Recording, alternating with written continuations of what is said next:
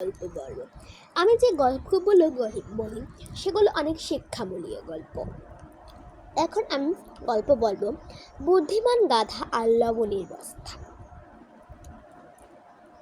এক গ্রামে রাস্তা, একজন ব্যবসায়ী আর তার অলস গাধা। এক ব্যবসায়ী তার গাধার পিঠে লবণ বস্তা চাপিয়ে বাজারে যাচ্ছিল।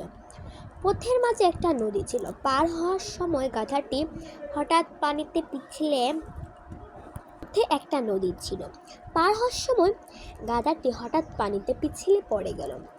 তখন সে উঠে দাঁড়ালো, দেখলো পিঠের বোঝা অনেক হালকা গেছে, কারণ লবণ পানিতে পড়ে গেল। গাধাটি মনে মনে খুশি হয়ে গেল। সে ভাবলো, বাহ, দারুণ তো বুদ্ধি। পরের দিন চালাক করে গাধাটি নদীর কাছে এসে ইচ্ছে করে পানিতে ডুব দিল। এবার লবণ গলে ওজন কমে গেল। ব্যবসায়ী গাধার চালাকি ধরে ফেলল।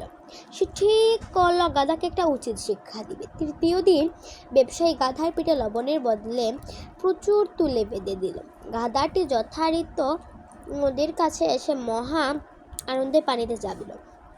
কিন্তু এবার কি হলো, তুলো পানি তুষে নিয়ে তো ভারী হয়ে গেল যে গাধাটি নদীর থেকে ওঠাই মুশকিল হয়ে পড়ল। সে পিঠের ব্যথা কাঁদতে কাঁদতে কোনো মতে ডাঙ্গায় উঠল। এই গল্প থেকে আমরা বুঝলাম, অতি চালাকের গলায় দড়ি ফাঁকি দিয়ে বা শর্টকাট খুঁজে সবসময় পার হওয়া যায় না। প্রতিদিন এরকম যায় না। আর অলসতা চালাকির ফল শেষ পর্যন্ত জন্যই ক্ষতিকর হয়।